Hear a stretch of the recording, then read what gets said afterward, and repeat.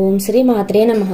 నేనండి మీ వెదురుపాక అమ్మాయిని. మాది వెదురుపాక ఛానల్ కి స్వాగతం అండి. మన భారతీయ సనాతన సాంప్రదాయంలో స్త్రీ కాలిమెట్టులకు విశేష ప్రాధాన్యత ఉందండి. భారతదేశ స్త్రీలు పసుపు కుంకుమ మెట్టెలను సౌభాగ్యానికి చిహ్నాలుగా భావిస్తారు కదా. అసలు పెళ్లైన స్త్రీలు ఎందుకు కాలిమెట్టెలను ధరిస్తారు? దీని వెనుకున్న ఆంతర్యం ఏమిటి? మెట్టెలు పెట్టుకోవడం వెనుక ఆసక్తికరమైన విశేషాలను ఈ వీడియోలో తెలుసుకుందాం పదండి.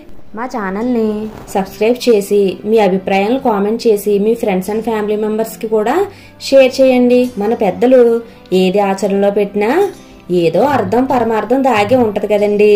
దానిని సూక్ష్మంగా పరిశీలిస్తే తప్ప ఈ తరం వారికి అది అర్థం కాదండి. నేడు తరం వారు కాలికి పెట్టుకునే మెట్టెలను ఒక ఫ్యాషన్ గా భావిస్తూ కాలికి ఉన్న అన్ని వేళలకు పెట్టేసుకుంటున్నారు. కానీ అది చాలా తప్పండి.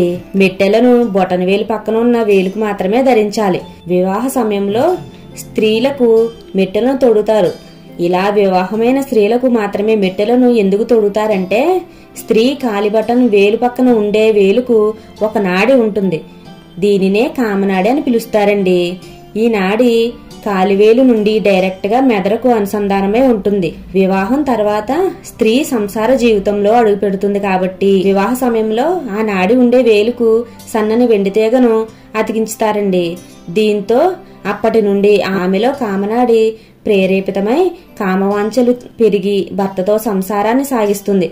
అందుకే స్త్రీలకు భర్త చనిపోయినప్పుడు తాళిబొట్టుతో పాటు ఆ నాడి ఉత్తేజం అవ్వకుండా కాలిమెట్టలను కూడా తీసేస్తారండి. అలాగే స్త్రీ గర్భకోశంలో నరాలకు కాలివేలకు సంబంధం ఉంటదండి. కాలివేళ్లకు అంటి పెట్టుకుని ఉండే మెట్టెల వల్ల గర్భ సంబంధమైన ఇబ్బందులు కలగవని ఆయుర్వేదం చెబుతుందండి. చాలా మంది ఈ మధ్య కాలంలో స్టేటస్ కోసం కాలికి బంగారు మెట్టెలను కూడా ధరిస్తున్నారు. కానీ అది చాలా తప్పండి. బంగారం లక్ష్మీదేవి స్వరూపం కదండి. మన హిందూ సాంప్రదాయం ప్రకారం బంగారాన్ని నడుముపై భాగంలో మాత్రమే ధరించాలండి.